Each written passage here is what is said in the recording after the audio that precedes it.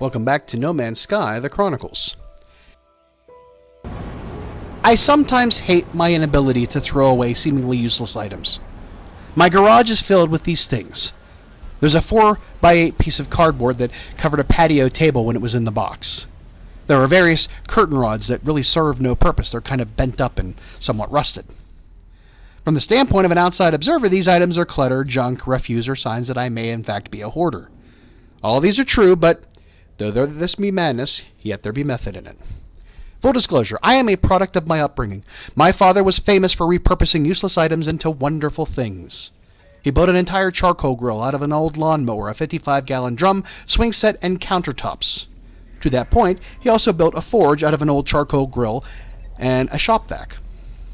And I mean a forge, meaning a forge, like for people who, want to really heat up metal and bend it. Now also, this will come as no surprise, if you've been here for more than 5 minutes, I spent a great deal of my childhood playing old-school text-adventure games. These kinds of games would involve you acquiring items that held no obvious value, only to use them later on in a crucial part of your quest. A more recent example would be, say, the envelope of items that Ben Affleck receives in the middle of the movie Paycheck. A seemingly random pile of unrelated everyday objects end up being used together or by themselves to further the plot in a trope sometimes called Chekhov's Army. For a more further analysis of this idea, read up on the playwright Anton Chekhov and Chekhov's Gun, where he says, quote, "If it's not meant to go off at some point, don't use it in the story." I'm paraphrasing that. Still, regardless of the value of any of these items in my seemingly shrinking inventory, I can eventually find a use for it. It may not be pretty or ideal, but it does the trick. I often find myself wishing I had something that I'd already thrown away whenever I'm trying to patch something in the house. If we only had a wheelbarrow, that would be something.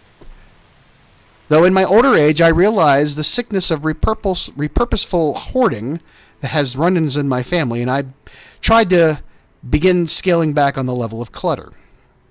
I've reached that point that quasi-bandaging items or MacGyvering a fix on something in my house is simply more work than worth when I can just purchase another or just do without altogether.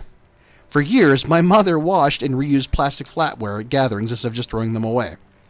Today, these are easily purchased at a dollar store for about $1 for a whole mess of them. But at the time, in the not-too-distant 20th century, it was expensive to just throw away plastic forks and spoons. She also reused wrapping paper each Christmas, which was really annoying because every year we kept getting smaller presents because she had to trim the edges from where we tore the tape. My own relinquishing of these bad habits will also help me out as I start the process of finding a bigger place, because the less I have to move, the better I physically will be and financially. For the gamer with no wisdom of the 80s and 90s, this concept of Chekhov's gun or armory may be foreign. To put it into some kind of perspective, let's take a few games and some examples, as I'm off to do. It's not a No Man's Sky Chronicle edition if I don't give you some kind of example with a game. An early text-adventure game, adapted from the book Hitchhiker's Guide to the Galaxy series, has several instances of items that you acquire for some unknown purpose that are required to finish the game, or at least get the best possible ending in the game. Now, early on, you're given peanuts, which, if not ingested at the proper time, will cause you to die from teleporting onto a passing alien ship. You have no idea why you're given the peanuts, and most players die through trial and error figuring out how to use these as seemingly unrelated inventory items along the way. In fact, most inventory items in the game are basically plot coupons and Chekhov's armory items for later on. See, wrapping a towel around your head to disrupt a monster's lack of object permanence. The bug bladder beast of Troll, or whatever it's called. Now, Minecraft doesn't necessarily give you inventory items that are random, but you can sometimes acquire them too early in your progression to actually use them. But everything is pretty much straightforward in how you acquire the item, save for perhaps you stumbling into a dungeon with some enchanted books that you can't use until you build an anvil or enchanting table. Granted, Minecraft has basically unlimited inventory because you can, if you get enough wood, you can build enough chests, and you should probably have no problem finding wood in that game. Now, 7 Days to Die is a wonderful example in that you can find advanced crafting items while searching buildings, only to have to carry or dump them at some point for whatever inventory management related reason you are afflicted with at the time. Oh, I have all the parts for making an SMG, but I have none of the skill. Now, on top of it all, These items take up necessary space in my backpack, which means I have to forego drinking this water that I really need right now until I can get back to my base, which is a few kilometers away. And I just started the day, and I have plenty of day left to go through. But chances are it won't be the last time I find these gun parts out in the open, but it can be frustrating to do a cargo dump early on when you find these powerful items. Now, I have come across seeds and other items in Stardew Valley that I have no awareness of early on due to luck in mining or combat, and it can be an issue when you're trying to complete daily quests or other time-sensitive ones. I mean, how many times have you come across a valuable item that can be used at a later point, but you have almost no inventory space and need to do a cargo dump because you have to complete a copper or slime order for one of the residents?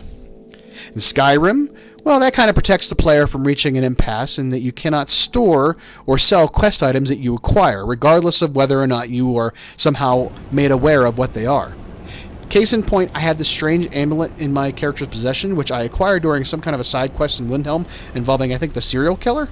I think it was supposed to sell it to this guy at some point, but I didn't.